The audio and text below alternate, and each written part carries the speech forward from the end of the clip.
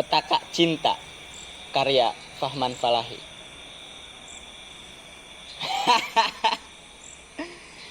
Tawa puas seorang lelaki dewasa terdengar sayup dari balik ilalang di pinggir rel kereta. Tawa itu semakin sayup, hilang ditelan dentuman roda kereta pada relnya. Dari kejauhan terlihat samar, dua anak kecil berlari bahagia ke arah datangnya kereta melintas. Nanti kalau udah gede, aku mau naik kereta. Itu kan aku yang bawa. Percakapan mereka terbawa hembusan angin kereta yang melintas. Kemudian berlari menuju pematang sawah tempat para orang tua bekerja. Sebentar saja mereka menyaksikan keindahan semesta. Sawah yang menghampar, hijau, sampai ujung laut. Awan-awan yang manis bergerak mengikuti arah angin. Daun-daun kelapa melambai. Kicauan burung ditemani suara percikan air dari aliran petak-petak sawah. Padinya menghijau. Sawah-sawah itu adalah warisan turun-temurun dari generasi ke generasi. Mungkin sejak pemuda diburu oleh para tentara Belanda yang sedang menjajah.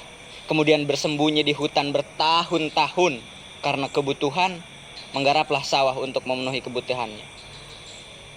Dari ujung sawah terdengar memanggil dengan suara kerinduan yang sangat terdengar mesra, seakan 1000 tahun tak bertemu. Larilah kedua bocah itu menuju ujung sawah, menuju kerinduan. Petak demi petak sawah mereka lalui dengan berlari. Tiba-tiba suara teriakan terdengar begitu keras, mengisi sudut-sudut galengan sawah. Kekhawatiran seketika memenuhi ruang rasa rindu orang-orang di ujung sawah. Ah, sakit! Fajar terjatuh. Galengan sawah yang dipijaknya runtuh. Karena galengan sawahnya begitu kecil akibat terlalu dikikis oleh antar pemilik sawah yang berbeda saat membersihkan rumput.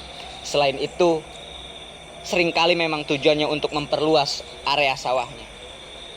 Para orang tua segera menghampiri dengan segudang prasangka yang membuat mereka tergopoh sambil berteriak menanyakan apa yang terjadi.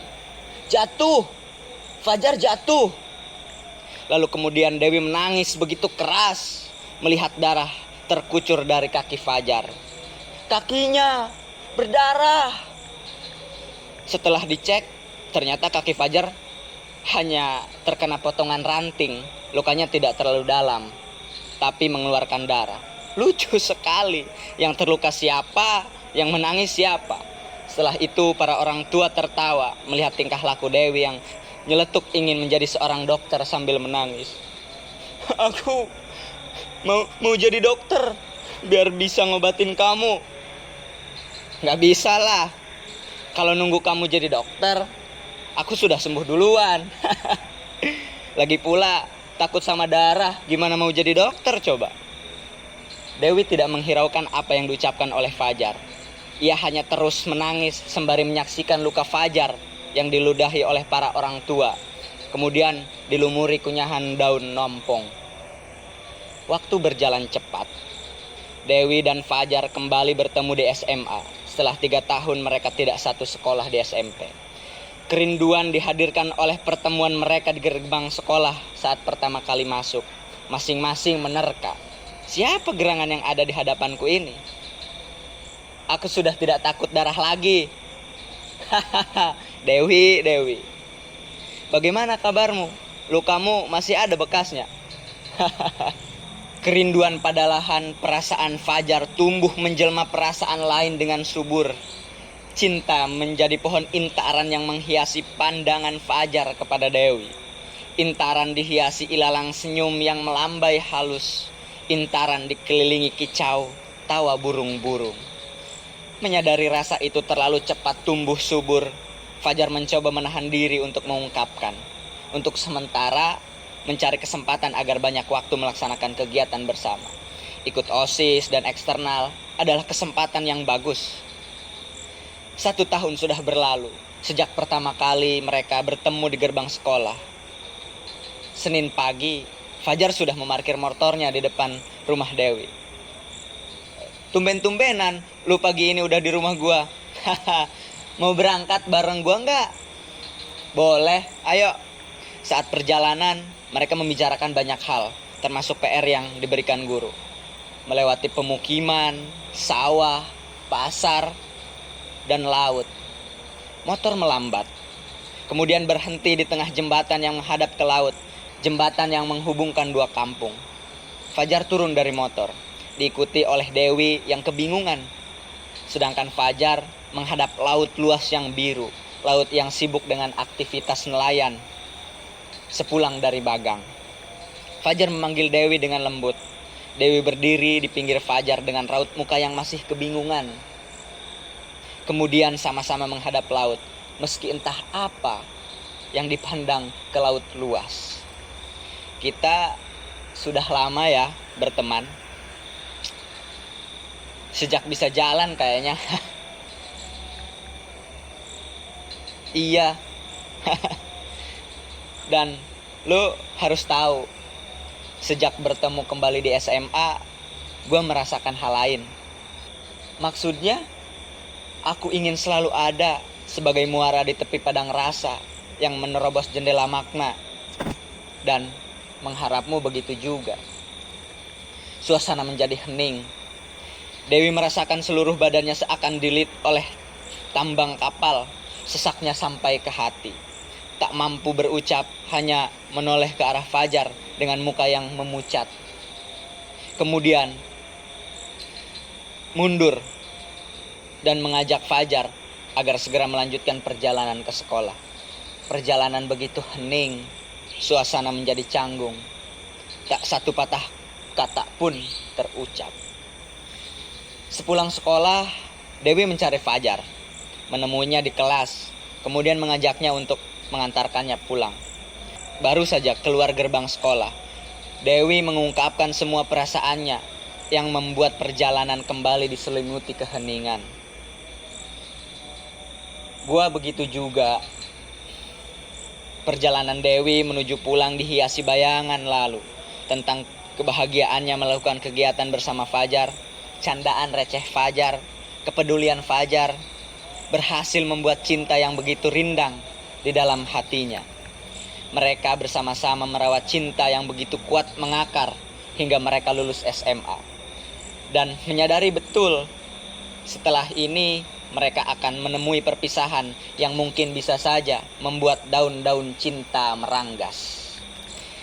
Fajar masuk perguruan tinggi pilihannya yang mengharuskan dia asrama di kampus.